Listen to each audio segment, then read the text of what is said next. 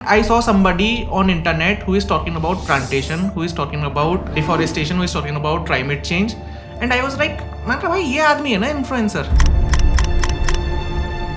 India में अभी narrative नहीं बन पाया पर्यावरण को लेके, हेल्थ को लेके। अगर मेरा बस चले मैं तो कभी भी कोई एनवायरनमेंट मिनिस्ट्री ना बनाऊं। I have not met somebody जो एक्चुअल में ओशो के साथ रहे हैं। भाई साहब, बिना मरे अगर स्वर्ग देखना है ना तो हम तो देखा नहीं। Still the biggest narrative which we see about that ashram and Osho is that भाई वो तो सेक्स गुरु थे। क्या प्रॉब्लम है? मैंने गीता पे बोला, बुद्ध पे बोला, महावीर पे बोला, जीसस पे बोला, कबीर पे बोला, रैदास पे बोला। इतने लोग नहीं आए। मैंने जिस दिन एक रोल्स रॉयस ला के यहाँ क्या खड़ी कर दी कि पूरा इंटरनेशनल मीडिया आ गया मेरे पास। इस वक्त हम लोग इतनी तेज़ी से हाईवेज के ऊपर काम कर रहे हैं, लेकिन उनकी आसपास की ग्रीनिंग पे काम नहीं कर रहे। How do you see weed as a plant and legalization of that in the country? Ultimately तो करना ही पड़ेगा। क्यों?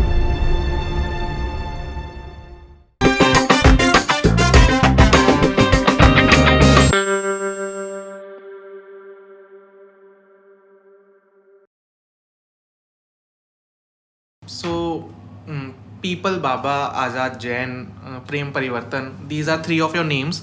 एंड मैं इससे पहले सर आपको सही बताऊं, I have been wanting to talk to you for so long, क्योंकि इससे पहले मैं आपको जानता ही नहीं था। One random day, one fine day, मैं जब अपना सोशल मीडिया डूम स्क्रॉल कर रहा था तब आप मेरी फीड में आ रहे। And then I saw somebody on internet who is talking about plantation, who is talking about deforestation, who is talking about climate change, and I was like, मैं कहा भाई ये आदमी है ना इन्फ्लुएंसर, क्योंकि in a real sense you are influencing the world to grow in a better way. And I have been wanting to talk to you, and then I went to your profile, and then I saw कि यार 1.1 million लोग follow कर रहे हैं, मतलब ये तो already he has reached some mark and he is doing well. And then I went down in your profile and then I figured out कि ये तो बहुत सारों से कर रहे हैं. Then मैंने पीपल बाबा जब ऑनलाइन सर्च किया तब मुझे मेरा कि यार ये तो इतिहास बहुत पुराना है, एंड इस इतिहास में बहुत सारे रोड बीच बीच में आते जा रहे हैं जिनसे शायद से थोड़ा सा मैं भी परिचित हूँ. उसके बाद मैं ऑफिस आया, फिर मैंने ऑफिस आके हमारे आरजे हैं राहुल मार्किन, मैंने उनसे पूछा, मैंने कहा भाई आप पीपल बाबा को जानते हो? बोले हाँ भैया बहुत अच्छे से जानता हूँ. एंड आई वॉज राइट कि अगर ये इंसान सोशल मीडिया पे नहीं होता तो जो इनका हमारे साथ पुराना एसोसिएशन है, जो अभी ये दुनिया में चेंज लेके आ रहे हैं, ये मुझे शायद कभी पता ही नहीं चलता. So how do you see all of these 1.1 million people and the others, जहाँ तक आपकी ये रीच पहुँचती है, how do you see that impacts your life or impact in the mission which you are in? I've always considered myself as a teacher. ठीक है. So 1988 में मैंने अपनी पोस्ट ग्रेजुएशन कंप्लीट की थी इंग्लिश लिटरेचर में, और मैं चाहे स्कूल्स, कॉलेजेस, यूनिवर्सिटीज़ में हमेशा history and social history and English literature पढ़ाता रहा हूँ. Now how I see the whole thing is कि वो आपका जो टीचर वाला DNA होता है, तो ठीक है हम पेड़ लगाते थे, अब तो 48 साल हो गए हैं, 1977 से प्लांटेशंस कर रहे हैं, लेकिन एक चीज़ समझ आई कि जब तक आप लोगों को एक डीपर अंडरस्टैंडिंग नहीं देंगे इन चीज़ों को, if people don't understand they will not preserve, they will not conserve. ठीक है, जो चीज़ के बारे में आपको समझ होगी उसी को तो प्रोटेक्ट करोगे ना. तो सिर्फ खुद प्लांटेशन करना, खुद इवेंट्स करना, उससे कुछ नहीं होने वाला. लोगों को ट्रांसफॉर्म करना पड़ेगा.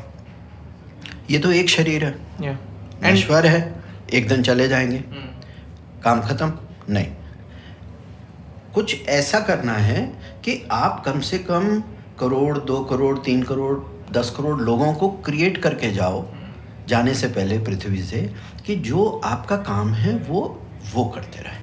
And also because you are a teacher, तो एक वो स्टूडेंट मेंटेलिटी आ ही जाती है कि मेरे बच्चे सही रहें, मेरे बच्चे आगे बढ़ते रहें, और अगर वो जिस मिशन पे मैं हूँ वो ही आगे कंटिन्यू करेंगे तो शायद से world will be a better place to live. सब अपना अपना काम कर रहे हैं, कोई डॉक्टर है, कोई इंजीनियर है, कोई मीडिया का है, कोई जर्नलिस्ट है, कोई कुछ है, लेकिन कम से कम अगर को छुट्टी वाले दिन, सैटरडे संडे, और थोड़ा सा समय अपना, एक संस्कार डालने वाली बात है ना, एक हैबिट डालने वाली बात है कि थोड़ा सा पर्यावरण के लिए, थोड़ा फार्मिंग के लिए, थोड़ा फॉरेस्ट्री के लिए, थोड़ा पेड़ पौधों के लिए, पानी के लिए, जल के लिए, पहाड़ों के लिए, मिट्टी के लिए, अगर थोड़ा सा आपका कंट्रीब्यूशन रहेगा तो आई think the planet will be a much beautiful Sir, much more but powerful. in the urban system I live in और a lot of people live in, वहाँ पर एक बहुत कॉमन सी चीज़ है कि यार मैं ऑफिस जाऊँगा, मैं वापस आऊँगा, मैं फ़ोन चलाऊँगा, खाना खाऊँगा, सो जाऊँगा, and then the least we care about the other stuff the better it is for us कि भाई मुझे स्ट्रेस नहीं चाहिए कुछ भी. सो व्हेन यू से कि आप अपना यार दोस्त परिवार करियर की टेंशन सब छोड़ के you go into something global, you go into something environmental, do you think वो इम्पैक्ट करता है आपकी मेंटल हेल्थ पे या आपकी फिजिकल हेल्थ पे या इन जनरल आपके हैप्पीनेस क्वेश्चन पे? सभी बिजी हैं, सब अपने देखो पेट के लिए काम कर रहे हैं, सब अपने मटेरियल लाइफ के लिए काम कर रहे हैं, सब अपनी लाइवलीहुड के लिए काम कर रहे हैं, करियर के लिए काम कर रहे हैं, बिजनेस के लिए काम कर रहे हैं, दुकान के लिए कर रहे हैं, फैक्ट्री के लिए, इंडस्ट्री के लिए कर रहे हैं. It is fine, it is okay. लेकिन कुछ तो रोल मॉडल्स होने चाहिए जो उस पर्टिकुलर ज़िंदगी में कोई मीनिंग दें. कुछ तो होना चाहिए ना, कोई ऐसी चीज़ तो होनी चाहिए आपकी लाइफ में कि आप अगर उस चीज़ को करो तो उससे आपको खुशी मिली. अब जैसे आपने हेल्थ की बात करी, ठीक है, नेचर में जब आप काम करते हैं, नेचर के साथ जब आप काम करते हैं, इट इज़ वेलनेस. ये बहुत इम्पोर्टेंट चीज़ है समझने की. अगर मेरा बस चले, मैं तो कभी भी कोई एनवायरनमेंट मिनिस्ट्री ना बनाऊँ, मैं एक ही मिनिस्ट्री बनाऊँ, it is called the health ministry. क्योंकि पेड़ क्या है, आपको हेल्थ देता है. मिट्टी क्या है, आपको हेल्थ देता है. एयर वाटर सॉइल क्या देता है, हेल्थ देता है. आज मैं अभी कल के न्यूज़पेपर में पढ़ रहा था, टाइम्स ऑफ इंडिया या हिंदुस्तान टाइम्स में, कि 5.5 लाख लोग इस समय सफदरजंग, एम्स और अलग अलग गवर्नमेंट हॉस्पिटल्स में, प्राइवेट हॉस्पिटल्स की बात नहीं कर रहे, लोग पल्मोनरी डिसऑर्डर से ग्रसित हैं. एयर पोल्यूशन है ना. तो is it a environmental issue or a health issue? It's of course a health issue, है ना. आप केमिकल फर्टिलाइजर सॉइल में डाल रहे हैं, आपकी कैंसर एक्सप्रेस तक चलती है बठिंडा से लेके बीकानेर तक, तो is it a environmental issue or a health issue? अरे यहाँ तो लोगों की जिंदगियाँ जा रही हैं. हम बात, so I think it is absolutely a health issue. एक अच्छा वास्तु बाहर होता है तो आपका वास्तु अंदर भीतर ठीक रहता है, आपका बाहर वेलनेस रहती है, हम अच्छे रहते हैं, हमारी नदियाँ अच्छी तरह रहती हैं तो हमें भी जल अच्छा मिलेगा, हमारी मिट्टी अच्छी रहेगी तो हमें खाना अच्छा मिलेगा, हमारी हवा अच्छी मिलेगी तो हमारे लंग्स के अंदर भी अच्छी हवा जाएगी. So it is actually a health issue. लेकिन हम इसको हेल्थ इशू नहीं मानते, हम एक थर्ड पार्टी जैसे होती है ना, कोई बात भी करते हैं, बाहर की दुनिया की क्लाइमेट बात है, एक्शन alien हो की रहा बात है, as if everything is happening in Antarctica, everything happens in America, everything happens in Africa. But if you see today- India में तो जी कुछ होता ही नहीं है. इंडिया में तो टुडे जहाँ पे हम बैठे हैं वहाँ पे भी AQI 500 है. हाँ. सो वो हमको on a daily basis affect कर रहा है. And also the point which you mentioned, मेरे को ये लगा कि शायद अगर मेरे जीवन में 10 खराब चीज़ें भी चल रही हैं, at least if I am into plantation or if I am into environment, at least मुझे एक पर्सनल सेटिस्फेक्शन होगी कि यार चलो ठीक है, 10 चीज़ें मैं अपनी लाइफ की फिगर आउट नहीं कर पाया, पर किसी और के लिए तो मैंने थोड़ा कुछ बेटर किया. तो शायद से एक वो नज़रिया भी है इसे देखने का, व्हेन वी आर सेइंग कि एवरीबॉडी इज बिजी. हाँ, देखिए एक चीज़ समझनी होगी, इंडिया में, हमारे देश में अभी नैरेटिव नहीं बन पाया पर्यावरण को लेके, हेल्थ को लेके. कितने लोग हैं, There are very limited people. Nutrition बात छोड़ो, वीगनिज्म की बात छोड़ो, मैं वेलनेस की बात कर रहा हूँ. बिल्कुल बेसिक लेवल पे, फंडामेंटल लेवल पे हम कहाँ बात कर रहे हैं? कोई बात ही नहीं कर रहा. किसी पैनल डिस्कशन में कोई बात नहीं करता. कोई पैनल डिस्कशन है न्यूज़ चैनल्स में जो नदियों के बारे में बात करे, कोई पैनल डिस्कशन है जो ये कह रहा हो. Sir if you are mentioning news channel तो फिर आप प्रॉपर लाइफ एजेंडा तो भूल ही जाओ, आप फिर थोड़ा सा कंट्रोवर्शियल पे जाओ. हाँ, नहीं, फिर मैं ये कहता हूँ कि कोई हम बात नहीं कर रहे हैं, डिस्कशन नहीं कर रहे कि 4 से 5 साल में हमारा गंगोत्री ग्लेशियर, यमुनोत्री ग्लेशियर सारा मेल्ट हो जाएगा, पानी कहाँ से मिलेगा आपको? हम बात ही नहीं कर रहे हैं उस चीज़ पे. We are so consumed by consumerism, we are so consumed by today, we are so consumed by, बस चल रहे हैं. You know, we are like walking dead, जैसे वो घोस्ट होते हैं ना, बस चल रहे हैं. हमें पता ही नहीं है कि आसपास क्या हो रहा है. And let me tell you, just sharing with you, Bangladesh तो ऑलरेडी 11 to 12% पानी के नीचे जा चुका है. Bangladesh will be one of the first countries to go down, and I think the second out of 192 countries on the planet, India will be the second one which will have the maximum impact of climate change. वैसे तो सब जगह हो रहा है, climate refugees Africa में देखिए कितना, यही तो मैं बात कह रहा हूँ, लोग बात ही नहीं कर रहे हैं इस चीज़ के बारे में, हम बात ही नहीं कर रहे हैं। अच्छा एक छोटा सा रिचुअल बन गया, COP26, COP27, COP28, COP29, एक रिचुअल है ये तो, जैसे नवरात्रि आती है, नवरात्रि जाती है, दिवाली आती है, दिवाली जाती है, फिर उसके बाद भूल जाते हैं, तो एक रिचुअल बन गया कि चलो जी वहाँ इकट्ठे हो जाए, अभी अजरबैजान में हो रहा है नवंबर, अब ना जाएंगे वहाँ पर जी, बात करेंगे 4 दिन और आ जाएंगे वापस। ऐसे नहीं ये होता। वही कॉर्पोरेट मीटिंग का सेटअप है कि सब चारों इकट्ठे होने कह रहे हैं कि हमें ये करना है, ये करना है, ये करना है, और उसके बाद कोई फॉलो अप नहीं दे रहा हाँ। कि हुआ या नहीं हुआ। हाँ, तो ये जो आप बात कह रहे हैं ना कि सब लोग ऑफिस आते हैं, ऑफिस जाते हैं, सबकी अपनी ज़िंदगी है, सबका अपना है, तो मेरा ये मानना है कि हम लोग जैसे स्कैंडिनेवियन कंट्रीज़ में अगर आप देखें या ऑस्ट्रेलिया में देखें, मैं जा चुका हूँ, मैं वहाँ पर, हमारे भी वॉलंटियर्स हैं, हम जाते हैं वहाँ पर, वहाँ एक्चुअल ग्राउंड पे काम होता है। हमारे यहाँ ग्राउंड पे काम नहीं हो रहा, हमारे यहाँ बातें बहुत होती हैं, कॉन्फ्रेंसेस होती हैं, सेमिनार्स होते हैं, बड़े बड़े चीज़ों को हमें भी बुलाया जाता है, हमें कभी कभी हम गलती से चले भी जाते हैं। That is something which is a marketing strategy for that organization which is organizing all of these things, हाँ, right? अरे मार्केटिंग करो, अच्छी बात है, मैं तो कह रहा हूँ सब कुछ करो, लेकिन ग्राउंड पे कुछ तो इम्पैक्ट हो उसका। ग्राउंड पे जो इम्पैक्ट है वो नहीं दिखाई दे रहा। तो हो क्या रहा है, 2% एक्शन है, 98% डिस्कशन है, 98% है ना। अगर इस चीज़ को हम रिवर्स कर दें, छोड़ो रिवर्स तो छोड़िए, आप एटलीस्ट 20% 80 कर दो, 50-50, हाँ नहीं, पर अब जिस तरह समय आ गया है, आई डोंट थिंक सो कि चलेगा काम। हमें 80% एक्शन और 20% डिस्कशन पे रखना पड़ेगा, तब तो फिर भी थोड़ी बहुत उम्मीद है, क्योंकि ना you have only 4 to 5 years for a turn around, उसके बाद नहीं।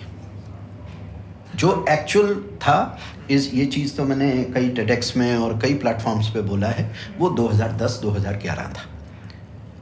वो एक समय था कि अगर हम सब इकट्ठे होते और हम ठीक से काम करते ग्राउंड के ऊपर, फिर भी हम पकड़ लेते चीज़ों का, लेकिन अब हमारी पकड़ नहीं। तो शायद वो जो एक खबर आई थी कि 2012 में दुनिया खत्म होने वाली है, if we would have taken it like that कि यार प्लांटेशन लगाना बहुत जरूरी है वरना दुनिया खत्म होने वाली है, अगर वो वैसा एजेंडा बन जाता। प्लांटेशन नहीं होती, मैं एक चीज़ आपको क्लियर करना चाहता हूँ, लोग सोचते हैं सिर्फ पेड़ लगाना वो होता है, बहुत सारी चीज़ें, हमारी नदियाँ हैं, हमारा ग्रोइंग टेम्परेचर है,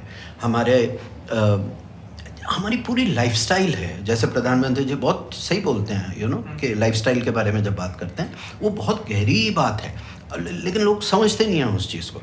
आपका अपना लाइफस्टाइल चेंजेस हैं, आप कौन सी व्हीकल चलाते हैं, कार तो मेरे पास भी है, लेकिन मैं 90% 2 व्हील्स पे चलता हूँ। मैंने अपनी एक्टिवा भी रखी हुई है, मैंने अपना रॉयल एनफील्ड भी रखा हुआ है। मैं कोशिश करता हूँ कि क्यों लेके जाऊँ, एक 4 पहिया क्यों लेके जाऊँ जब मैं 2 के ऊपर गुजारा कर सकता हूँ। हाँ, जब ज़रूरत होती है तो 4 पहिया भी निकालते हैं, है ना।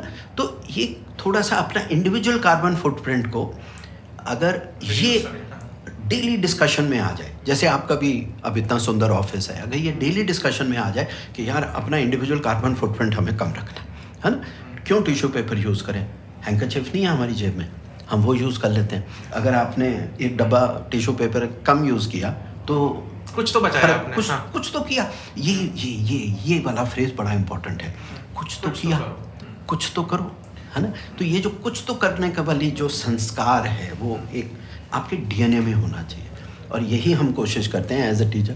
मैं इसलिए प्राइमरी स्कूल्स के साथ बहुत काम करता हूँ, कॉलेजेस के साथ बहुत काम करता हूँ। स्कूल्स एंड कॉलेजेस मेरे टॉप प्रायोरिटी पे रहते हैं।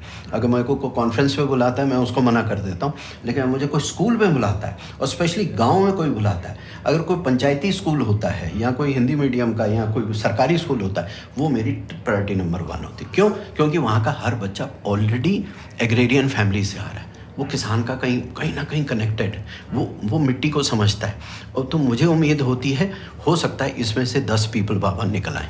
ऑल्सो एक बार आप बड़े हो रहे और आप इस रेट रेस में आ रहे, या फिर आपके दिमाग में आपकी पर्सनल बिलोंगिंग्स और मटेरियलिस्टिक वर्ल्ड आ रही, then it is so hard to force you to something like a plantation or something like a environment. But when you are a kid and somebody is telling you कि यार सुनो ये चीज़ें भी बहुत ज़रूरी हैं इन लाइफ, एंड जो संस्कार की आप बात कर रहे हो, तुम वो संस्कार अपने जीवन में बना रहे हो, तो शायद से if that kid is 8 years और 10 years old, तो वो बड़े होते होते हर साल एटलीस्ट अपनी बर्थडे पे ही वो एक पेड़ लगाने के बारे में सोचेगा और शायद वो लगा भी दे। और यहाँ पर एक चीज़ बहुत समझनी पड़ेगी कि जो लीडरशिप है, चाहे वो पॉलिटिकल लीडरशिप है, चाहे सोशल लीडरशिप है, सिविल सोसाइटी की लीडरशिप है, चाहे हमारे प्रिंसिपल्स हैं, हमारे टीचर्स हैं, चाहे हमारी सोशल ऑर्गेनाइजेशन की लीडरशिप है, जब तक वो नहीं करेंगे ना तो बाकी नीचे कैसे कोई करेगा। कहते हैं ना जैसा राजा यथा प्रजा, है ना। तो आपको जब तक पेरेंट्स नहीं करेंगे तब तक बच्चे कैसे करेंगे। जब तक आपके ग्रैंड पेरेंट्स नहीं करेंगे, पेरेंट्स नहीं करेंगे तो बच्चे नहीं करेंगे। हम भी आज आपके सामने अगर बैठे हैं तो सिर्फ इसलिए बैठे हैं क्योंकि मेरी चौथी कक्षा की जो मेरी मिसेस विलियम्स मेरी टीचर थी, वो मुझे बहुत ज़्यादा प्रेरित करती। नहीं बेटा देखो, डॉक्टर इंजीनियर तो कोई भी बन जाता है ना, लेकिन पेड़ पौधे तो लगाने चाहिए। पेड़ पौधे क्यों लगाने चाहिए? छाया कम हो रही है। छाया कम होने से क्या होगा? देखो बेटा, global warming. And all this she was talking when you were in fourth. I mean 1976 she was talking about global warming. Spices elementary school Pune Aundh करके एक वहाँ पर है, वहाँ छोटा सा अभी भी स्कूल है वो, और प्यारा सा छोटा सा 5वीं 6ठी कक्षा के तक का स्कूल है। तो उसमें हम पढ़ते थे। फादर आर्मी में थे, वहीं मिलिट्री हॉस्पिटल में पूना में पोस्टेड थे, किरकी में। तो हमारी टीचर ने जो कहा, और दोपहर को जब हम घर आते थे तो हमारी नानी पड़ जाती थी हमारे पीछे कि बेटा मटर लगाओ, गोभी लगाओ, बीन्स लगाओ, क्योंकि आर्मी में क्या होता है कि बड़े बड़े बंगलोज मिलते हैं, आपके पास जगह काफ़ी होती है किचन गार्डनिंग के लिए, है ना। सो हमारा 2 एकड़ का तो हमारा कम से कम किचन गार्डन ही था। लोगों के खेत नहीं होते, हमारा तो इतना बड़ा वो था। तो 6 साल की उम्र से ही हमने खुरपी उठानी शुरू की, कंपोस्टिंग संस्कार। But there is one thing which I want to understand, because this is something which is very fascinating, that in 1977, if somebody is talking about global warming, if somebody is talking about climate change, then शायद से उन्हें बहुत जल्दी समझ आ रहा था। And from 77 to 24 अभी तक कोई टीचर, मतलब because I met you and we are discussing this, अभी तक I don't see this as a culture in schools. क्योंकि अगर ये जैसे आप कह रहे हो कि आप स्कूल्स में जाते हो, और जो एग्जिस्टिंग टीचर कम्युनिटी है, अगर वो भी इस बात की थोड़ी सी रिस्पॉन्सिबिलिटी दे रहे कि in summer breaks, in to curricular activities will start this plantation drive, तो शायद जो आपको इम्पैक्ट आपकी टीचर ने 1977 किया वो शायद अब भी फ्लो होना शुरू हो जाए। हाँ, 2 चीज़ें आपको इसमें से इम्पॉर्टेंट है। एक तो ये समझना कि ऐसा नहीं है कि आजकल टीचर्स कर नहीं रही हैं, ऐसा नहीं है कि उस तरह की एफर्ट्स हो नहीं रहे, इस तरह की NGOs है नहीं, इस तरह का गवर्नमेंट का भी एफर्ट नहीं है, पर हमारी पॉपुलेशन 140 करोड़ है, तो उस पॉपुलेशन के प्रोपोर्शन में एक्शन होना चाहिए, ये समझने की बात है। अब आप कहो 140 करोड़ के वो हैं कि हमने पूरे साल में 10,000 बच्चों को जी गुट्टी पढ़ा दी आपको पर्यावरण की, उससे क्या होगा? अरे कम से कम एवरी कंसेक्यूटिव ईयर आपको 50% पॉपुलेशन को टारगेट करना पड़ेगा, नंबर 1। नंबर 2, ये जो आपने कहा कि उस वक्त क्लाइमेट एक्शन और ये चीज़ें समझ आ गई, यहाँ मैं एक बात कहूँगा कि उस समय कोई वोकेबलरी नहीं होती थी। ग्लोबल वार्मिंग नया शब्द आया था, क्लाइमेट एक्शन, सस्टेनेबिलिटी तो शब्द ही नहीं थे, ये तो बात ही नहीं थी, ये तो कहीं डिक्शनरी में भी नहीं पाए जाते थे ये, है ना। तो टीचर्स जो होती हैं वो सिर्फ ये कहती थी, मैं आपको एग्जैक्ट वर्ड्स बता रहा हूँ, वो कहती थी बेटा धरती गर्म हो रही है, सड़कें गर्म हो रही हैं, तालाब गर्म हो रहे हैं, गांव गर्म हो रहे हैं, गांव की गलियां गर्म हो रही हैं, छाया कम हो रही है, छाया वापस लेकर आओ। अब छाया कैसे वापस लेकर आओगे? बट कितनी सिंपल सी चीज़ है, छाया वापस लेकर आओ। थर्मोस्टेट होता है, पेड़ तो एक थर्मोस्टेट है ना, एक एरिया का माइक्रो क्लाइमेट उसी के ऊपर डिपेंड करता है। तो वो कहती थी घास वापस लेके आओ, पानी वापस लेकर आओ, तालाब वापस लेकर आओ, पेड़ वापस लेकर आओ, छोटे पौधे वापस लेकर आओ, फार्मिंग वापस लेकर आओ। क्योंकि हम क्लेम तो कर देते हैं, वैसे कितनी मज़ेदार बात है ना, हम हर साल कहते हैं हमारी जो एग्रीकल्चर लैंड है वो बढ़ गई। कैसे बढ़ गई? आप तो हर साल तो एग्रीकल्चर लैंड काट के आप प्लॉटिंग कर रहे हो, आपके शहर बन रहे हैं, आपके पोर्ट्स बन रहे हैं, आपकी कोस्टल मतलब डेवलपमेंट चल रहा है, इंफ्रास्ट्रक्चर बन रहा है। सारा फार्मिंग लैंड आपका खत्म होते जा रहा है। चाहे आप पहाड़ों की तरफ निकल जाओ, चाहे आप रेगिस्तान की तरफ निकल जाओ, चाहे बुंदेलखंड निकल जाओ, मराठवाड़ा निकल जाओ, तेलंगाना निकल जाओ, दक्कन प्लेटो निकल जाओ, आप जहाँ जाते हो वहाँ कंस्ट्रक्शन हो रही है। और फिर हम अपने आप को समझा रहे हैं कि नहीं, हमारा फार्मिंग लैंड बढ़ रहा है। अरे कहाँ बढ़ बट ये रहा है? कैसे आता है ये क्लेम, मतलब उसके पीछे भी कुछ स्टडी होगी ना कि फार्मिंग रेंट बढ़ रहा है? स्टडी नहीं होती, ये तो एक्सेल शीट है। आप मुझे लैपटॉप दीजिए, मैं एक्सेल शीट मैं अभी थोड़ा और बढ़ा देता मैं अभी हूँ बढ़ा सर। देता एक चीज जो मुझे बहुत कंसर्निंग लगी व्हेन यू सेड कि Bangladesh is already on its way, जहाँ पे वाटर लेवल बहुत कम हो रहा है, and the second impact will the rubble world will see is on India. India because of its population, हमारी जो जोग्राफी है, हमारी जो टेरिटरी है, हमारी जो हाइड्रोलॉजी है, हमारी 423 नदियां हैं, ठीक है, जिसमें अभी तक थोड़ा बहुत पानी है, तो हमारे को इम्पैक्ट बहुत ज़्यादा आएगा। और हमारा पूरा हमारी सस्टेनेंस है वो सारी हिमालय से आती है। अगर हिमालय की नदियाँ, हिमालय इतनी तेज़ी से पिघल रहे हैं वहाँ पर ग्लेशियर्स को, हम तो ट्रैवल बहुत करते हैं तो हम तो देखते हैं ना, हर साल देखते हैं तो रोंगटे खड़े हो जाते हैं। पर हर बार तो अंटार्कटिका की बात होती है, जैसे आपने बोला that when we talk about global warming, और जब हम बोलते हैं कि पहाड़ पिघल रहे हैं तो हम सिर्फ अंटार्कटिका की बात करते हैं जहाँ आधे से ज़्यादा लोग गए नहीं है। मतलब मैं आपको बताऊँ, मन चंचल होता है, मन बंदर होता है, तो हम बात कैसे करते हैं, और देखो जी पैलेस्टीन में वहाँ देखो जी इतने लोग मर रहे हैं, ये है आपके सामने से वो जो बेचारी महिला जा रही है उसकी वो चेन खींच के ले गया, उसका पर्स खींच के ले गया, उसके बारे में हम बात नहीं करेंगे, है ना। हम बात कहाँ करेंगे, हम चाइना की बात करेंगे, दूसरी दुनिया की, वो जी अरुणाचल में ये हो गया, वो लद्दाख में हो गया, वहाँ पाकिस्तान में हो गया। आपके दिन में हम तो इतना सड़क पे घूमते हैं, रोज़ इतने एक्सीडेंट्स देखते हैं, वो तो कभी न्यूज़ में नहीं आते, वो तो कभी खबर में नहीं आते, है ना। 15-16 एक्सीडेंट तो मैं आम तौर पे देखता हूँ। अभी मैं उत्तराखंड गया हुआ था 3 दिन के लिए, मेरे कम से कम 30-40 एक्सीडेंट्स मैंने देखे, ठीक है। फिर उसके बाद यहाँ मर्डर हो गया, वहाँ हो गया, हम गांव में कहीं ठहरे हुए थे, वहाँ 2 रेप हो गए थे, वहाँ कुछ, तो हमारे डिस्कशन में ही नहीं ये चीज़ें, तो एक बड़े आराम से हम उसको जामा पहना देते हैं। लेट्स डिस्कस यूक्रेन, हमने अपने हैप्पी बबल बनाया हुआ है। हाँ, लेट्स डिस्कस अंटार्कटिका, है ना, कि यहाँ पर आपकी पूरी जो धान की खेती खराब हो रही है, गन्ने की खेती खराब हो रही है किसी कारणों से, या जो भी है उसमें सॉइल में कितना है, पानी में प्रॉब्लम आ रही है, टेम्परेचर्स में प्रॉब्लम आ रही है, कई ऐसे जैसे कचनार है उसकी 2-2 बार ब्लूमिंग हो रही है।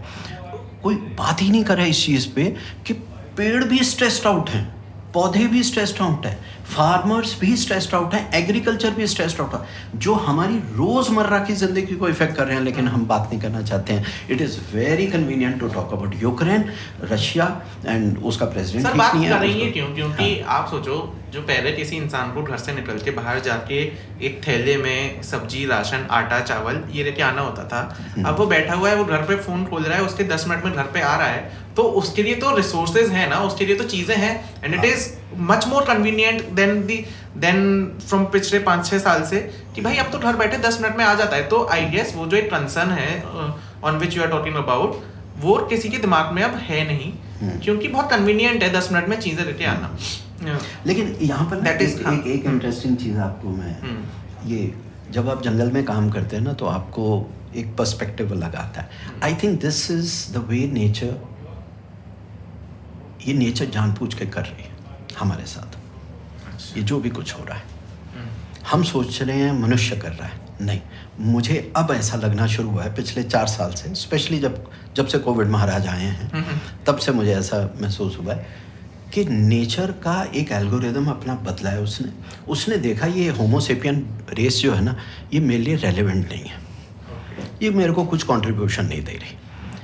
अब इसकी पॉपुलेशन को बीमारी के थ्रू, एक्सीडेंट्स के थ्रू, टेक्नोलॉजी के थ्रू, स्मार्टफोन्स के थ्रू, मैंने तो स्मार्टफोन्स को ऐसे ऐसे चलते हुए मैंने ITO में देखा, एक लड़की मर गई, वो जी लगी हुई है अपना वो ज़ीब्रा क्रॉसिंग गई, कार ने उड़ा दिया उसका। तो ये डिवाइसेस हैं नेचर के, ये उसकी इंटेलिजेंस एट वर्क है, ये उसकी एल्गोरिदम एट वर्क है, पॉपुलेशन को कैसे। If nature is not supporting homo sapiens, then in which direction nature is going? मतलब नेचर इज गोइंग, नेचर तो 400 करोड़ साल से भी थी और 400 करोड़ साल भी रही। उसके पास 12.5 मिलियन स्पीसीज हैं टू डील विद। मनुष्य को करेगा क्या वो?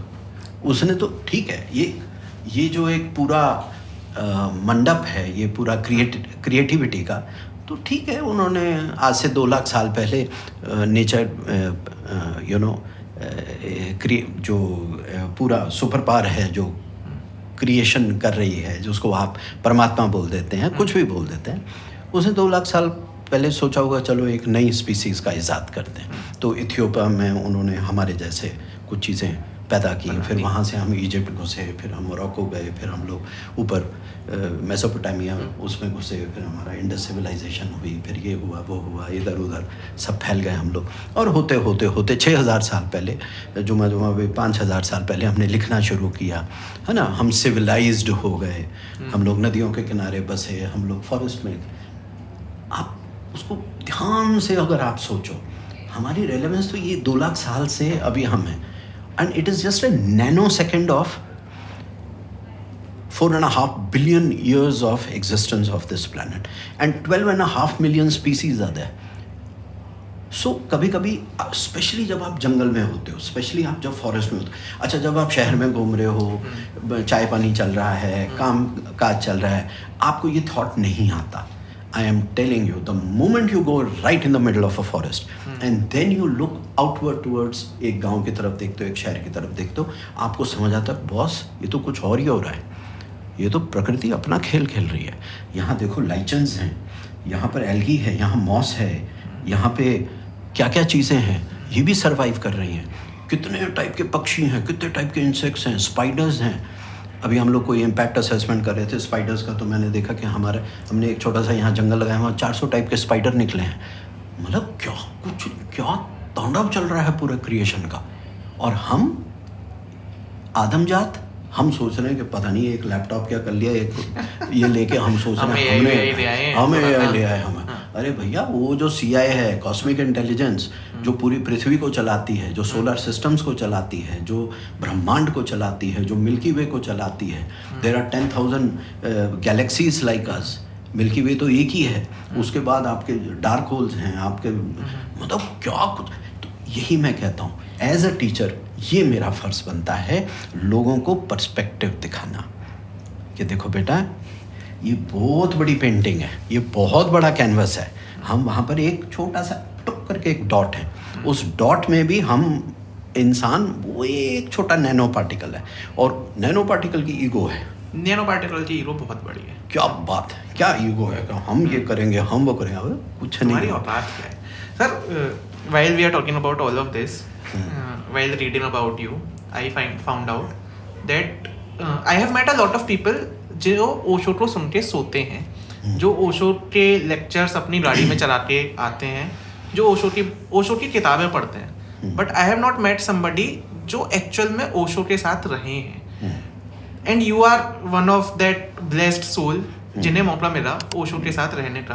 एंड हिंदुस्तान में कुछ ही दार्शनिक रहे हैं, उनमें ओशो इज समबडी जो शायद से उस टाइम पे बहुत कंट्रोवर्सी में रहे होंगे, बट आज की तारीख में जो यूथ है, specially people of my generation, वो बहुत ध्यान से ओशो को सुनते हैं। और अब तो एक कल्चर आ गया है कि ओशो के जो लेक्चर्स हैं उस पर थोड़ा सा म्यूजिक डाला, थोड़ा सा उस पर रील्स रखते, और लोग अपनी ट्रैवल की वीडियो डाल रहे हैं और वो सब डाल रहे हैं। How was that 4 years of your life, those 4 years of your life when you lived with Osho, and क्या होता था उस पूरे आश्रम में? मतलब we can talk about that in detail। तो फिर 4 साल में से भी देखिए 2 साल तो वो अब्रॉड थे, है ना। तो 88-89 का पीरियड था, वो 89 का एक्चुअली पीरियड था जब हम, तो बस इतना कहूँगा कि जैसे मैं कहता हूँ कि मैं एक टीचिंग मोड में हूँ, वो हमारे टीचर थे, उन्होंने हमें सिखाया। ये आज मैं बहुत सारी जो बातें कहता हूँ, टू बी मतलब मैं कन्फेस करता हूँ, it is because of him, it's because of my master, you know. हम मास्टर क्यों कहते हैं? क्योंकि एक रिस्पेक्ट के साथ कहते हैं कि वो हमारे अल्टीमेट टीचर थे। टीचर्स तो बहुत रहे, हमारी 4th कक्षा से लेके मेरी यूनिवर्सिटी तक टीचर्स रहे हैं, और अभी भी मेरे, चाहे वो योगा में हो, मेडिटेशन में, अभी भी मेरे टीचर्स हैं, and I love to be a student. लेकिन हाँ, उनका एक बहुत स्पेशल था, क्योंकि उन्होंने एक बहुत गज़ब का ग्राउंडिंग दी, एक बहुत अच्छा पर्सपेक्टिव दिया चीज़ों के बारे में। क्योंकि जब तक आपका पास एक स्पिरिचुअल एस्पेक्ट नहीं है आपकी लाइफ का, एक फाउंडेशन नहीं है, आप कुछ भी करते हैं तो वो बेमानी है। This is what I. और वो एक होती है ना, एक हुड़क होती है, आई वॉज यंग, 18-19 साल के थे, तो उस एज में होता है कि you want a purpose in life, you want a meaning in life, you want to make a career. मेरे फादर फौजी हैं, डॉक्टर हैं, तो उनको था या तो तू फौज में जा या तो डॉक्टर बन। आपकी एस्पिरेशन बहुत करियर ओरिएंटेड, बहुत गजब का वो। अच्छा, और वो I was being tone apart. Friends थे, फ्रेंड्स इंजीनियरिंग में जा रहे थे, मेडिसिन में जा रहे थे, और मैं खुरपियाँ लेके खड्डे खोद रहा था और पौधे लगा रहा था, जंगलों में काम कर रहा था। कभी हम सांप के साथ काम करते थे, कभी तालाब के साथ काम करते थे, पानी के साथ काम कर। तो थोड़ा ऐसा लगता था यार नहीं, मैं शायद मैं ठीक नहीं हूँ। हाँ। दुनिया तो थोड़ा प्रोग्रेस की तरफ जा रही है। अब जैसे मैं अब कहने को तो मैं कई दिन तक मैं बात कर सकता हूँ अपने मास्टर के बारे में, लेकिन हमारे टीचर ने जो एक आध छोटी सी चीज़ में जैसे बात कहूँ कि इतना कुछ जो हो रहा था उस वक़्त, तो उन्होंने इस चीज़ को देखा कि मैं बहुत विचलित हूँ, उन्होंने समझा कि मैं बहुत डिस्टर्ब्ड हूँ और मैं पूछ नहीं पा रहा हूँ उनको, बिकॉज मैं तो वहाँ एक छोटा सा कण था, हमारे से बहुत सीनियर लोग थे, पुराने सन्यासी बैठे थे, और वो तो अल्टीमेट टीचर थे। तो उन्होंने एक दिन जो बस एक ही सेंटेंस जो बोला, मेरी ग्राउंडिंग कंप्लीट हो गई। उन्होंने कहा याद रखना, कभी ये मत सोचना कि तुम पेड़ लगाते हो, तुम पीपल लगाते हो। पीपल महाराज ने तुमको चुना है अपने काम के लिए, अब वो तुम्हारे ऊपर है। So basically, your master Osho gave you the mission to put plants. नहीं, he didn't give the mission. वो तो मैं ऑलरेडी कर रहा था उस वक्त जब मैं उनको मिला हूँ। डेकेड निकल चुका था, 10 साल हो चुके थे मेरे को प्लांट्स लगाते हुए, लेकिन उन्होंने वो जो ग्राउंडिंग और जो एक कन्विक्शन जिसको कहते हैं उस यंग एज में आपको देते हैं। नहीं तो हो सकता है मैं यहाँ होता ही नहीं, मैं कोई डॉक्टर होता, मैं इंजीनियरिंग में होता, या कहीं भी होता, मैं कुछ भी होता, मैं फौजी होता, कहीं भी बॉर्डर पर बैठा होता, कुछ भी हो रहा था। लेकिन आज हम जो भी हैं, क्योंकि उन्होंने इतनी प्यार से हमको वो बात समझाई कि तुम कभी मत सोचो कि तुम प्रकृति के लिए काम कर रहे हो, प्रकृति ने तुमको चुना है अपने कामों के लिए। सो वो जो एक पर्सपेक्टिव, वो जो आपका 360 डिग्री एंगल, वो पटक के आपको दूसरी साइड आपकी जो एंजाइटी खत्म हो रही कि यार दुनिया अब इधर भाग रही है। हाँ। फिर उसके बाद वो जैसे मैं होता था कि मैं काम कैसे करूँगा, क्योंकि मैं स्केल अप कर रहा था चीज़ों को। हाईवेज पे लगा रहे थे, स्टेट हाईवेज पे, स्कूल्स में, कॉलेजेस में, पार्क्स हम बना रहे थे, ये वॉलंटियर्स इकट्ठे कर रहा था, दोस्त इकट्ठे हो रहे थे, धुआंधार काम चल रहा था। तो उन्होंने फिर जैसे सेकंड बात उन्होंने कही, याद रखो अगर प्रकृति तुमसे काम करा रही है तो रिसोर्सेज भी प्रकृति देगी। अच्छा, तुम क्यों टेंशन ले रहे हो? तुम वो भार अपने कंधे पे क्यों ले रहे हो?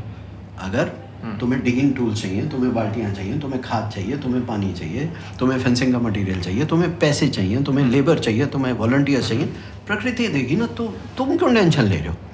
तू अपना काम कर, तू अपना काम कर। तो ये जो कहना, एक मास्टर का कहना, तो वो तो बहुत बड़ी बात थी हमारे लिए। सो ना एक चीज़ ऐसे क्लैरिटी आती गई, हाँ ये भी टेंशन दूर, ये भी टेंशन दूर, ये भी क्लैरिटी आ गई, ये भी क्लैरिटी आ गई। तो वो कहते हैं ना एकदम चौड़े हो गए, बोलो अरे यार अब तो बस यही करना है, तो पेड़ ही लगाने हैं। हाँ, है ना। तो अब तो जब तक सांस में सांस है, हाँ पेड़ लगाना है in the sense see actually क्या होता है, हमारा जो काम है वो एफॉरेस्टेशन का काम है। इसमें वेटलैंड्स भी हैं, वाइल्ड लाइफ भी है, बर्ड्स भी हैं, बटरफ्लाइज भी हैं, पॉलिनेटर्स भी हैं, बी फ्रेंडली फ्लोरा भी होता है, बटरफ्लाइज के लिए होस्ट प्लांट्स भी लगाने होते हैं। It's a very very very scientific thing. तो वो तो एक आम आदमी के लिए है कि हाँ जी पीपल बाबा पीपल लगाते हैं, ऐसा नहीं है। हम 150 प्रकार के और भी पौधे लगाते हैं। डिज़ाइन करना पड़ता है, लैंडस्केपिंग करनी पड़ती है, कॉन्टूर्स के हिसाब से काम करना पड़ता है, वहाँ की हाइड्रोलॉजी, उसका वाटर लेवल क्या है, कहाँ से फ्लो होगा पानी, सॉइल टाइप कैसी है, कैसे कहाँ बीज लगेगा, कहाँ पौधे लगे, एक पूरा है। 1200 जंगल बनाए हैं, 2,70,000 हेक्टेयर, 1 हेक्टेयर में 2.5 एकड़ होता है। 2.5 एकड़ को अगर आप मल्टीप्लाई करते हैं तो 6,70,000 एकड़ में हमने पूरा मैनेजमेंट किया है, फैसिलिटी मैनेजमेंट कह लो या ग्रीन मैनेजमेंट कह लीजिए।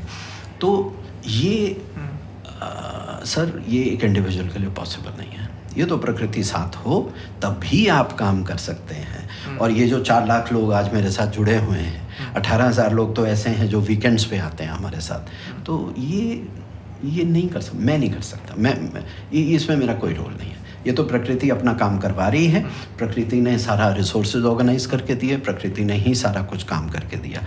It is something very very spiritual. मैं मानने को ही नहीं तैयार कि कोई भी एक इंडिविजुअल इस तरह का काम कर सकता है. It has to be something एक which is a divine order for you. Yes. उसे follow करना है. Yes. Sir, coming back to your master and our master Osho again. Of course, that is something which he gave you, and the mission he gave you. But if because you spent 4 years in that ashram, on a daily basis उस आश्रम में क्या चल रहा होता था and वहाँ पे जीवन क्या था, कैसे कैसे डिफरेंट टाइप के लोग मिले आपको वहाँ पे, एंड ओशो के बारे में बहुत सारे लोग हैं जो उनकी आइडियोलॉजी से ताल्लुक नहीं रखते हैं. If you have to say something to them, then what that would be? पहली बात तो मैं कुछ भी नहीं कहूँगा, है ना. जो चीज़ हमने एक्सपीरियंस की, ये तो वो बात हो गई. मैं जाके माउंट एवरेस्ट अभी घूम कर आया हूँ, ठीक है. अब मैं आके समझाने की कोशिश करूँगा, देखो यार माउंट एवरेस्ट पे जाओगे ना तो ऐसे होगा ऐसे होगा. समझा ही नहीं सकते आप समझा ही नहीं सकते. हाँ, तो हाँ, मैं ये ज़रूर कहूँगा कि बड़ा मज़ा आता है कि जब मैं बाहर जाता हूँ. वैसे तो मैं कभी किसी को बताता नहीं, लेकिन कभी इधर उधर से लोग पढ़ के फिर पूछ लेते हैं, अरे आप तो ओशो के साथ थे, मालूम है ओशो का क्या करता था, वो तो सेक्स गुरु थे, वो तो ऐसे करते थे, वहाँ पर ये होते थे, नंगे नाच होते थे, वहाँ ये होता. तो मैं भी बैठ के सोच रहा होता हूँ, अच्छा यार ये बड़ा लकी है, इसको पता है सारा कुछ. हमें तो चार में साल हो गए, हमें तो कुछ नज़र नहीं आया. हम तो कीर्तन भजन और वाइट रोब, शाम को डांस होता था, वो तो it's more of a relaxation kind of a thing. Bodhi Dharma tea garden होते थे, वहाँ बॉडी टेम्पल था, वहाँ पर आयुर्वेदिक मसाजेज होती थी, वहाँ पर स्विमिंग पूल था, वहाँ सारे लोग जो हैं झाड़ू भी लगा रहे हैं, टॉयलेट्स भी क्लीन कर रहे हैं, लॉन्ड्री भी कर रहे हैं. मेरी ड्यूटी एडमिनिस्ट्रेशन में लगती थी, या कभी गार्डनिंग में लगती थी, कभी नॉर्मल जैसे आश्रम्स होते हैं जैसे, ठीक है, मतलब नॉर्मल आश्रम में. नॉर्मल आश्रम, बिल्कुल. मैं अपने वर्ड तुरंत वापस लेता हूँ. नॉर्मल तो कुछ भी नहीं था वहाँ पे, लेकिन ये था कि बस्ती का माहौल था वहाँ पर. बस ये था, तुम आए हो, रिलैक्स, अपने साथ समय गुजारो, ठीक है. हमारे वहाँ पर 5 ध्यान होते थे. जैसे सुबह का ध्यान है, फिर 9 बजे का ध्यान है, 11 बजे का होता था, फिर दोपहर को आप खाना खाते हैं, थोड़ा रेस्ट करते हैं, फिर 4 बजे कुंडलिनी मेडिटेशन होती है, फिर शाम को 6:30 बजे आपका वाइट रोब मेडिटेशन होता है. तो जिसको जाना है वो जाए, जिसकी जैसी मौज.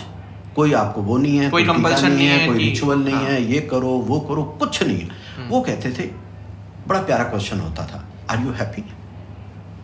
तो अगर आपको कुछ करने से खुशी नहीं मिल रही है तो वहाँ सब एक दूसरे को पूछो, तो क्यों कर रहे हो? फिर जाओ बेंच पे बैठो, पीकॉक्स घूम रहे हैं उनको देखो, कोई बुक पढ़ो, फाइंड योर हैप्पीनेस. कॉफ़ी ले लो, कॉफ़ी का मग लेके अपना बैठ जाओ. नहीं, अच्छा कुछ ना करना भी वहाँ पर वो था. हाँ, लेकिन मैं एक बात कहूँगा भाई साहब, बिना मरे अगर स्वर्ग देखना है ना तो हम तो देखा है. तो स्वर्ग का मतलब ये नहीं होता, स्वर्ग का मतलब ये नहीं है कि चीज़ें, स्वर्ग का मतलब है आंतरिक शांति. हाँ, वो जो, और पता क्या होता है, जब आप टीनेजर होते हैं ना तो आपके हार्मोन्स जो हैं तांडव कर रहे होते हैं, है ना. क्या करियर और क्या एम्बिशंस और जॉब और पैसा कमाना है, ये करना है वो करना है, वहाँ आके सब खत्म. तो एक चीज़ तो वहाँ होती है कि सबको पंचर हो जाता था. आप आते थे और यही तो सबसे बड़ा, जो बच्चे वहाँ आते थे, सबसे बड़ा कंप्लेंट पेरेंट्स का ये होता है कि हमारे बच्चों की एम्बिशन ख़त्म कर दी उसने.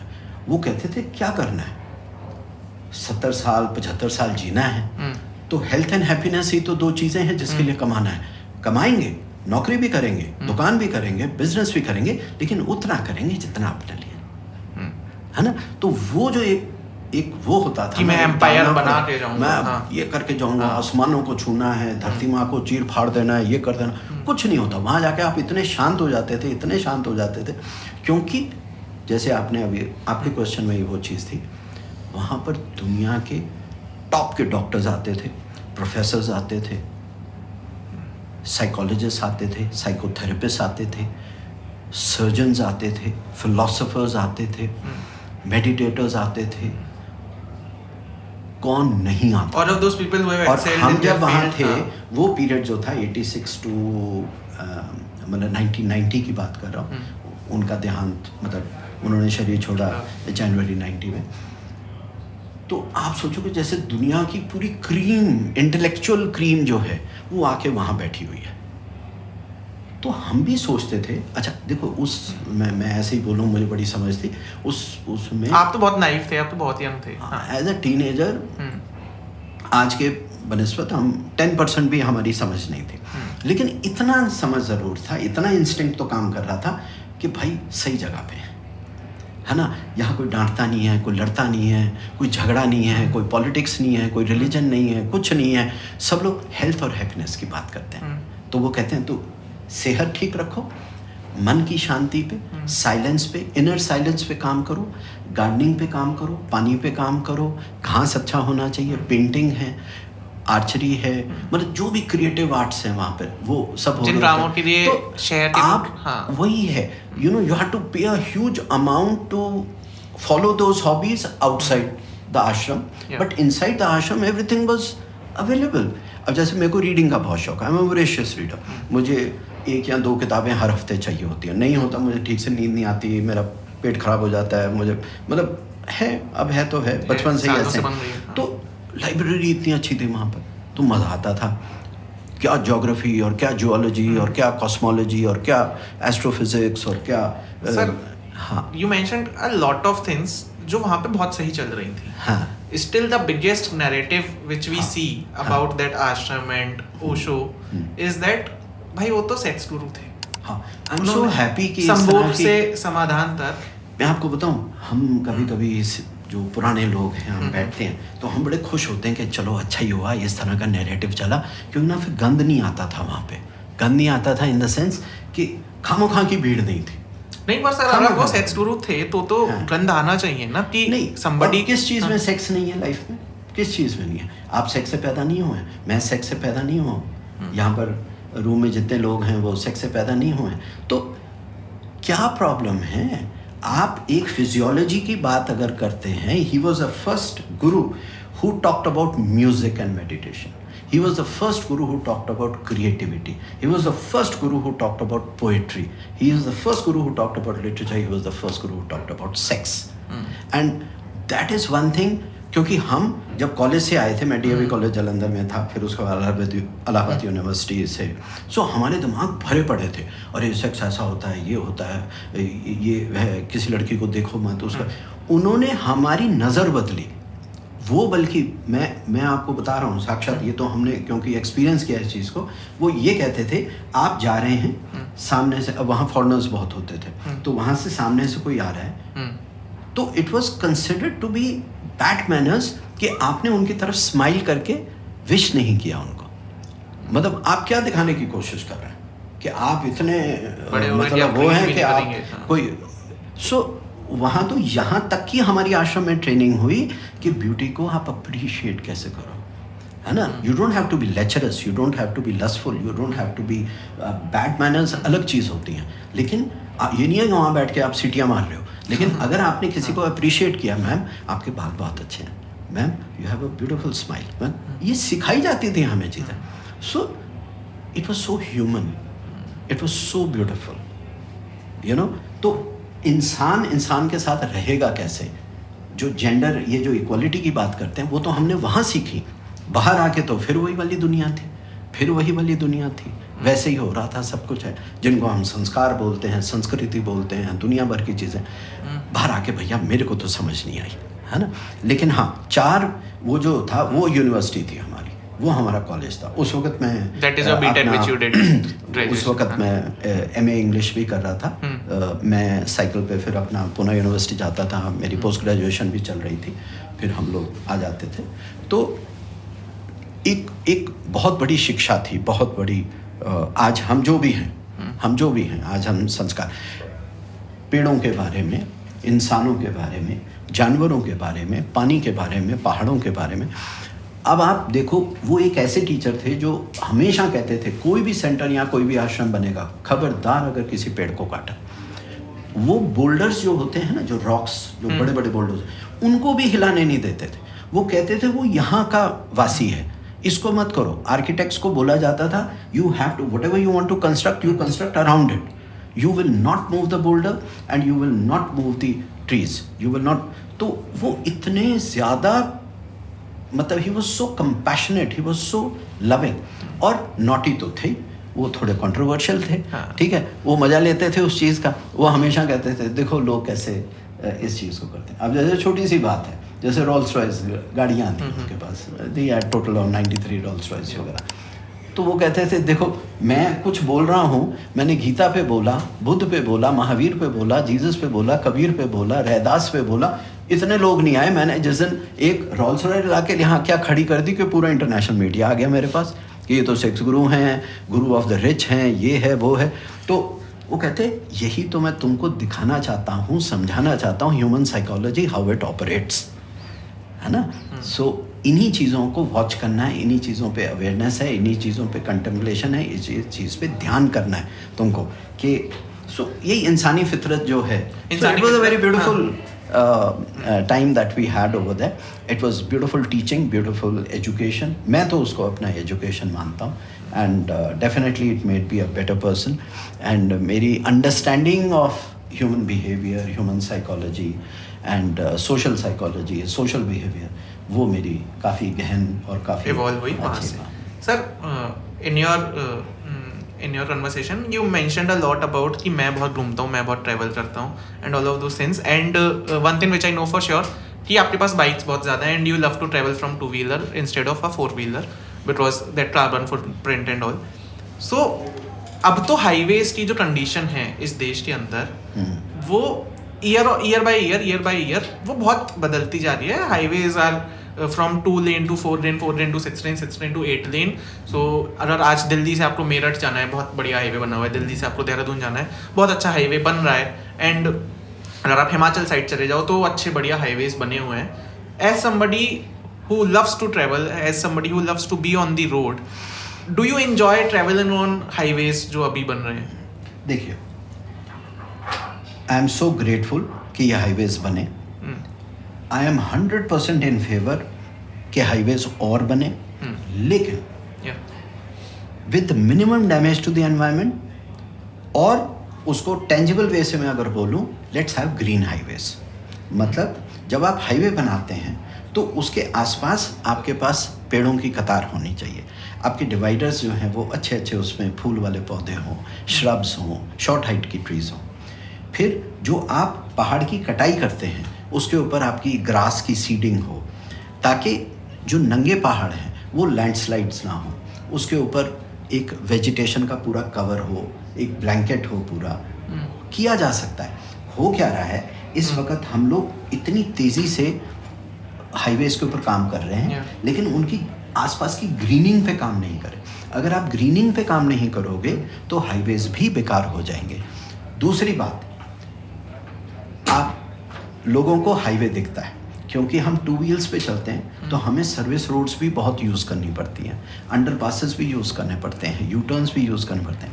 एनक्रोचमेंट बहुत ज़्यादा है। आप हाईवे तो बना रहे हैं, लेकिन नीचे जो आर्टीरियल रोड्स हैं, जो नीचे छोटी वाली सर्विस रोड्स हैं, वो तो पूरे मार्केट बन गए, पूरे बाजार बन गए, ठीक है। तो हम उसके ऊपर एडमिनिस्ट्रेटिव एक्शन नहीं ले रहे हैं। होगा क्या सर, है तो सारा टैक्स, आपका टैक्स का पैसा है, आप ही का पैसा है, टैक्स का पैसा है। तो टैक्स का पैसा एक जगह लग रहा है, दूसरी जगह उजड़ रहा है। एक जगह लगाई जा रहे हैं, दूसरी जगह उजाड़ी जा रहे हैं। तो वो तो पूरा कोई भी आके कहीं भी आके एनक्रोचमेंट कर रहा है, और और एनक्रोचमेंट जो है फिर वो अथॉरिटीज़ मोनेटाइज करती हैं उस चीज़ को, वो महीना जाता है, हफ्ता जाता है, जो भी है। सो स्वच्छता अभियान के अंडर मेरी तो यही अपील रहेगी प्रधानमंत्री जी से और पूरी सरकारों से कि स्वच्छता अभियान को बहुत सीरियसली, जो हमारी सर्विस रोड्स हैं, हमारे पाथवेज, अच्छा हमारा फुटपाथ कोई खाली नहीं है, अगर मेरे पास फुटपाथ होगा तो मैं चलूँगा ना, फिर फुटपाथ है ही नहीं। साइकिलिंग ट्रैक्स के ऊपर लोग बैठे हुए हैं, छोले भटूरे बेच रहे हैं, और लोग मैं आपको 10,000 केसेस सिर्फ दिल्ली के ही दिखा सकता हूँ।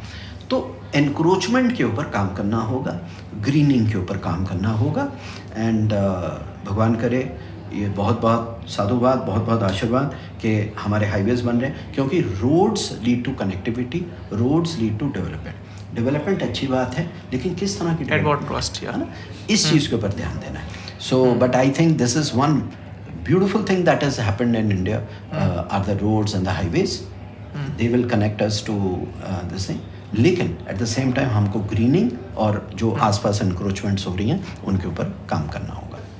Because you know a lot about plants and you study plants, there is one plant which is considered as a drug, which is weed. Weed was legal in India some time back, and then from American government and all of those decided, and then we banned weed in India. And there is still a lot of consumption of weed happening in urban cities, rural cities, and the youth of the country is somewhere consuming weed. And there and the people who smoke weed, उनकी side से एक argument आता है कि ये तो सेहत के लिए अच्छा है, इससे तो मतलब कैंसर भी क्योर हो सकता है, इससे तो हज़ारों चीज़ें क्योर हो सकती हैं, एंड अगर इसे लिमिटेड अमाउंट में किया जाए तो ये अच्छा है. और इससे पहले भी ये लीगल था. यूएस में लीगल है, एम्स्टरडम में लीगल है, नीदरलैंड्स में लीगल है. तो that is the argument which the people give who smoke weed. How do you see weed as a plant and legalisation of that in the country? Ultimately तो करना ही पड़ेगा. क्यों? वो इसलिए करना पड़ेगा क्योंकि देखो ये तो एक चीज़ नेचुरल है ना. गवर्नमेंट को ये भी समझना पड़ेगा इससे पहले कि जो यूथ है आपके सारा केमिकल बेस्ड ड्रग्स पे चला जाए और उसमें तो कोई यू टर्न है ही नहीं, है ना. तो आज भी तो भांग के ठेके होते हैं, आज भी तो गवर्नमेंट इतना रेवेन्यू कमा रही है, भांग के ठेके तो इतना करोड़ों रुपए के कॉन्ट्रैक्ट्स होते हैं. तो सरकार करे तो वो बिजनेस, सरकार करे तो बढ़िया है, और अगर एक इंडिविजुअल करे, मैं I am not supporting anything, but इसको लॉजिकली हम देखें ना. That logic is something which I want to understand कि वीड को इतना क्रिटिसाइज किया जाता है. देखो मैं आपको बताऊं, ये तो रूल्स एंड रेगुलेशन कहाँ बने हैं? 50 साल 100 साल पुराने, ठीक है. उससे पहले तो दुनिया चल रही थी. उससे पहले तो जिसको आप भांग बोलते हैं, हेम्प बोलते हैं, आप वीड बोलते हैं, आप जो भी बोलना चाहें, और भी ऐसे कई प्लांट्स हैं जो प्लांट बेस्ड इस तरह की चीज़ें बनाते हैं. क्यों? आपका वो जो गोवा में जो टोडी बनती है और जो केरला में जो अल्कोहलिक ड्रिंक्स बनती हैं वो कोई कोकोनट से बनती है, कोई डेट से बनती है, कोई प्लांट्स, वो भी तो सब कुछ प्लांट से ही हो रहा है. वो भी तो गवर्नमेंट उसको सपोर्ट कर रही है, वो भी तो सरकारें उससे पैसा कमा रही हैं. तो नैरेटिव को मैं तो समझता हूँ this should be discussed more and more and more. ज़्यादा platforms. I am so glad you asked me this thing, क्योंकि ये चीज़ डिस्कस होनी चाहिए. एंड मैं कुछ भी नहीं कह रहा ये सही है या गलत है, but that is an individual's choice. Discussing this thing and it is much better कि जो citizens हैं अगर उनको कुछ छोटा मोटा इस तरह का feel good factor के लिए कुछ करना है तो it is better कि plant based उसके ऊपर करो बजाय के chemical based पे करो. Chemicals it's so harmful, it takes over your body and there is no going back. ठीक है. तो ये तो हमारे संस्कारों में क्या, हमारी सिविलाइजेशन में, हमारे it's been part of us for like 5000 years. ये तो एंड आल्सो वीड ऐसा नहीं है ना कि वो मिल नहीं रहा या वो बिल्कुल ही सोसाइटी से ही गायब हो गया है. It is everywhere. कौन सा ऐसा स्कूल है, कौन सी यूनिवर्सिटी है, कौन से ऐसे मोहल्ले हैं, कौन से ऐसे मार्केट्स हैं, कौन सी ऐसी पनवाड़ी की दुकानें हैं जहाँ पर ये सब चीजें अवेलेबल नहीं है. कॉलेज का बच्चा जाता है वो ढूंढ लेता है, बट जो पुलिस है उस एरिया की अथॉरिटीज उन छोटे छोटे जो कियोस्क्स हैं उनको तो मोनेटाइज कर रही है, वहाँ से तो हफ्ता इकट्ठा कर रहे हैं और वहाँ से वो कर रहे हैं. ये तो एक नैरेटिव है. But what are the health benefits of weed which you see? मतलब I am not talking about consumption of it. Health benefits, मैं ये कह रहा हूँ कि अगर कोई चीज़ प्लांट बेस्ड है, प्रकृति में अवेलेबल है, मिट्टी से उग रही है, it is definitely not going to be as harmful as what you will allow. If अगर आप इसको स्नब करोगे तो लोग केमिकल की तरफ जाएंगे, है ना. लोग केमिकल की तरफ जाएंगे भाई साहब. फिर तो अब वो क्या होता है कि वहाँ पर बहुत बड़ी इंडस्ट्री है. आप कोलंबिया देखिए, आप क्यूबा देखिए, आप मेक्सिको देखिए, आप पूरा लैटिन अमेरिका में देखिए, वहाँ पर क्या हो रहा है, ये सारा केमिकल बेस्ड और सब कुछ वो हो रहा है. तो I think government should have a very nice. आप आदिवासी को कैसे मना करेंगे, आप विलेज लोगों को कैसे मना कर सकते हैं, आप रूरल हमारी पूरी 80% पॉपुलेशन को कैसे मना कर सकते हैं. अब वहाँ पर कोई अथॉरिटी है, वहाँ कोई जा रहा है, उनको देखने जा रहा है. हर खेत में उगता है, हर खेत में लोग मतलब जो भी बनाते हैं, है ना. मैं भांग का तो मैं सिर्फ छोटा सा एग्जाम्पल ले रहा हूँ. There are many other plants so plant based कुछ चीज़ है, उसको रिस्पेक्ट करो, मैं ये कह रहा हूँ, उसको रिस्पेक्ट करो. It's part of nature and it's been with us for last 10,000 years. 5,000 years की तो रिटर्न हिस्ट्री है. ये तो प्लांट्स के ऊपर जो भी कुछ है, पूरा आयुर्वेदा उसके ऊपर बेस्ड है. So I think we should respect our plants, but I am definitely not in favor of anything that comes out of chemically, which is artificial. And we are definitely not saying that consuming No, is no. healthy and all of that. Definitely. So we were just discussing. Sir, I was reading a book called Mahabharata in today's context, and there I read about Kurukshetra. Kurukshetra में आज तक जो मिट्टी है वो लाल है, और कहा जाता है कि वो मिट्टी लाल इस चक्कर में क्योंकि वहाँ पे इतना बड़ा विध्वंस हुआ, इतनी बड़ी लड़ाई हुई कि वो मिट्टी ने वो खून समा दिया है. You are somebody who knows soil plantation really well. Have you been to Kurukshetra? और हाँ, मैंने जगह देखा. अरे कुरुक्षेत्र ना जाए, वहाँ पर एक बहुत प्यारा पीपल का पेड़ है, बहुत पुराना है, वहाँ पर हमने देखा है. देखिए, आई वोंट लाइक टू बहुत ज़्यादा नहीं बोलना चाहूँगा इस चीज़ में आजकल ज़रा, लेकिन हाँ ये है, देयर इज़ रेड ऑक्साइड नाम की कोई चीज़ होती है, ठीक है. फिर आयरन कंटेंट होता है सॉइल में, आपके रेड सॉइल्स होती हैं. अगर आप राजस्थान की तरफ निकल जाएं, सेक्शंस में कई आप एक ही डिस्ट्रिक्ट में देखो, सैंडी होगी, लोमी होगी, अलूवियल होगी. एक जगह आपको लगेगा कि यहाँ पे ब्लैक सॉइल जैसा कॉम्पोजिशन आ रहा है, यहाँ का पीएच अलग है, यहाँ का वो हर टाइप की सॉइल होती है. So ये कहना कि सिर्फ और सिर्फ ब्लड के कारण है, नहीं, this is not a scientific way of saying, है ना. बट एक बिलीफ है लोगों की, एक आस्था है लोगों का, वो कहना है. तो but there is a science to it. I would stick to the scientific facts जो उसके ऊपर हैं. It's a very interesting thing. I really wish many people discuss this thing, है ना.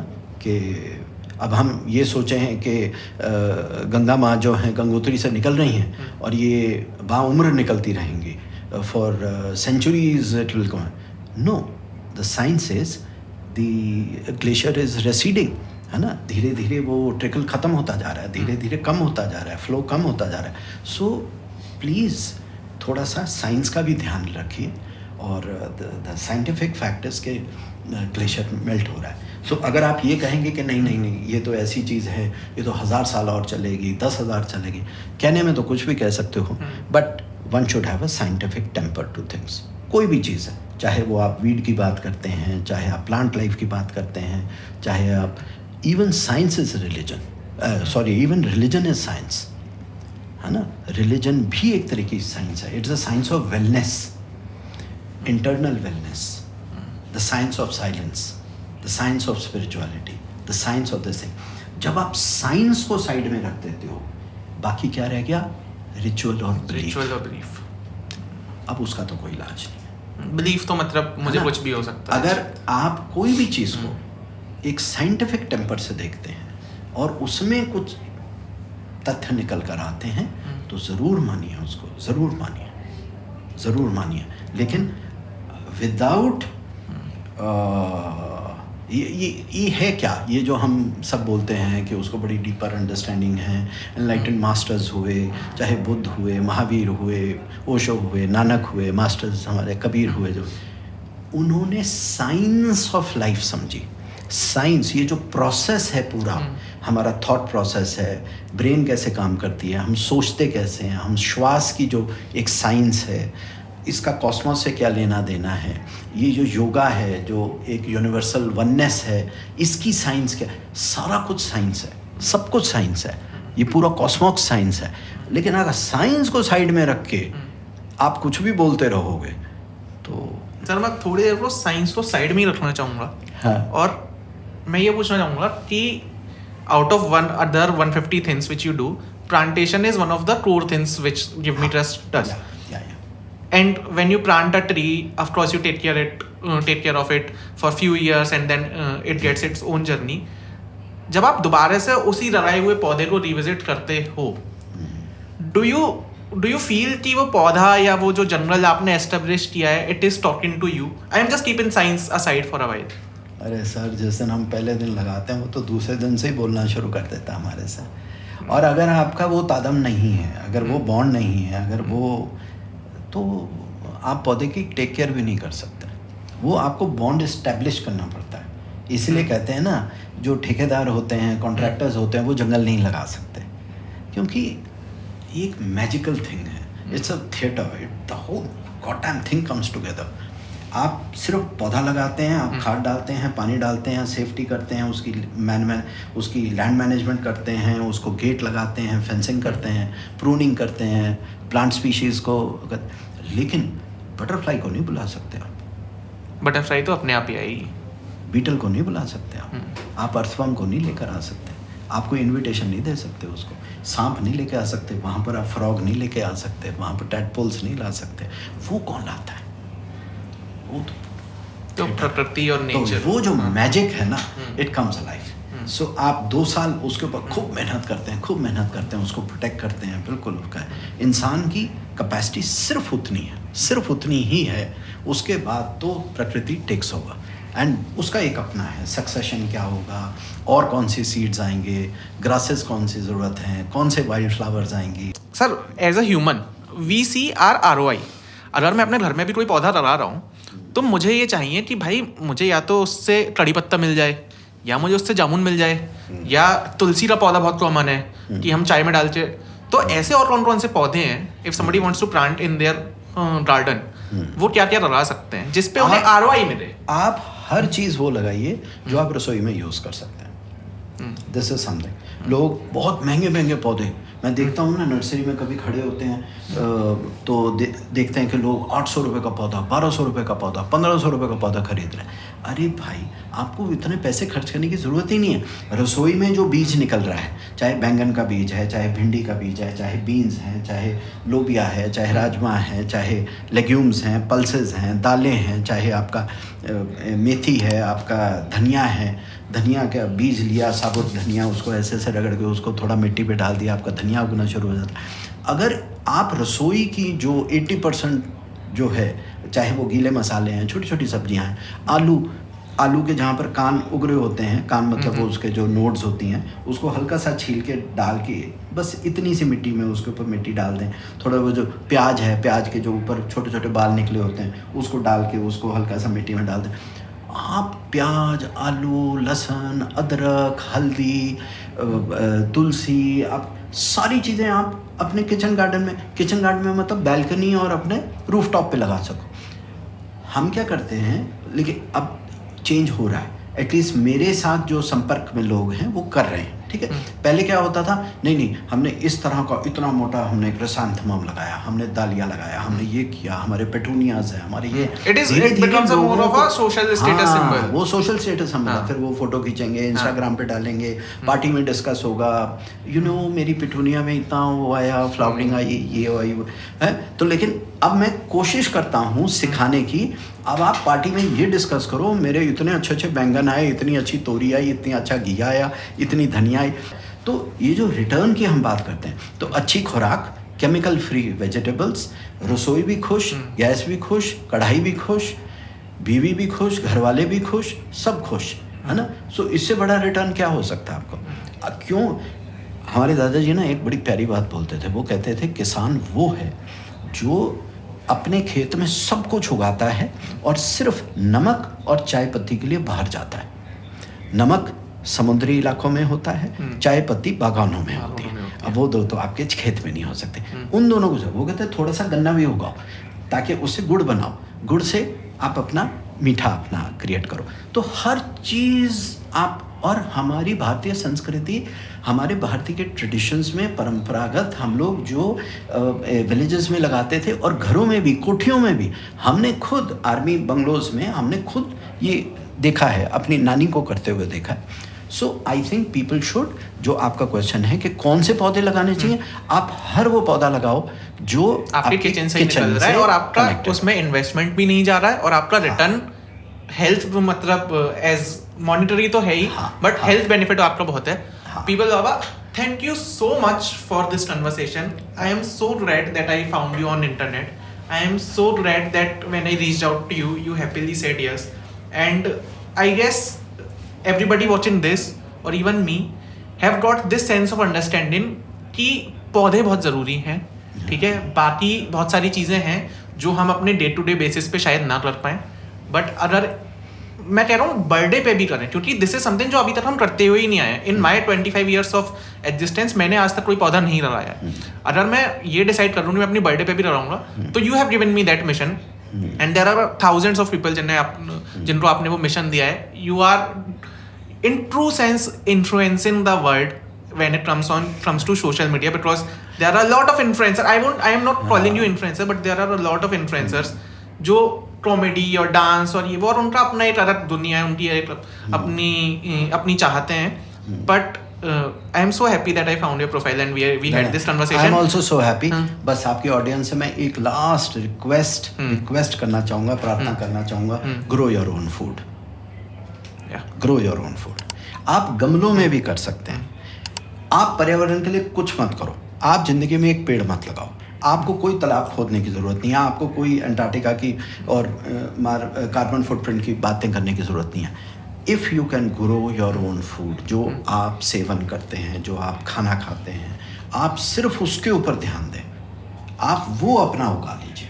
अगर हर इंसान प्लेनेट के ऊपर अपना खाना खुद उगा सकता है, अपनी रसोई का जो भी हिस्सा है, हर इंसान के पास जगह है. गरीब से गरीब आदमी के पास भी 4 कदम की जगह होती है. मैं मानने को तैयार ही नहीं हूँ. आप गांव चले जाइए, कहीं चले जाइए, किसी के पास जगह होती है. और जो छोटे छोटे कच्ची बस्तियों में भी रहते हैं, मैं उनके पास भी जाके हम ट्रेनिंग देते हैं. हम कहते हैं बेटा 20 गमलों की तो जगह है ना. वो कहता हाँ जी, उतनी तो जगह निकाल लेंगे हम. मैंने कहा 20 गमलों में निकालने वाली बात क्या क्या क्या क्या उगा सकते हो. अगर आप अपनी रसोई के लिए, अपने पेट के लिए, अपने शरीर के लिए, अपने परिवार के लिए अगर आप ग्रो योर ओन फूड, इससे बड़ा एनवायरमेंटल कैंपेन और कुछ नहीं हो सकता. Just grow your own food, that's all. Grow your own food is one mission जिस पे हम ये कन्वर्सेशन एंड करना चाहेंगे. And if you have come this far and if you have watched the full episode, I hope that you will take few things home. And if you are watching it at your home, तो of course go to your garden and grow at home. Grow your own food at home. Thank you so much for having this conversation. If you have come this far, please like the channel, please subscribe to the channel, and do comments or queries on this platform so that we can reach out to People Baba again and call him and invite him again for having a conversation on your queries which you had. So thank you so much for watching. Like, share, subscribe. That's the only thing I want to say. And of course, grow your own food is one motto which we are going home. Thank you. Thank you. Thank you so much. Thank you.